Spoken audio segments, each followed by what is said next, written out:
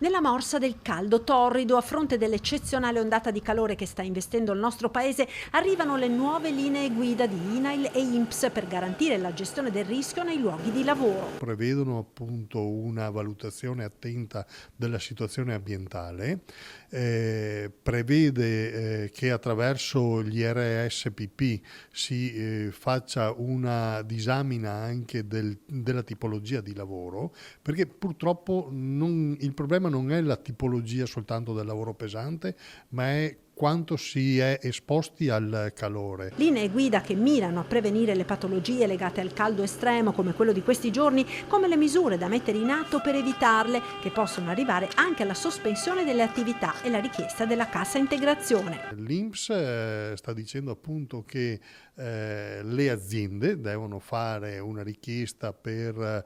cassa integrazione per eventi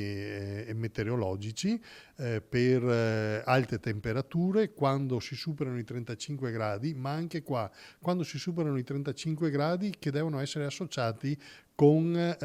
anche la situazione dell'umidità, per cui i 35 gradi percepiti, non quelli segnati dal termometro, possono essere anche inferiori ai 35 gradi centigradi, ma il combinato disposto tra umidità e temperatura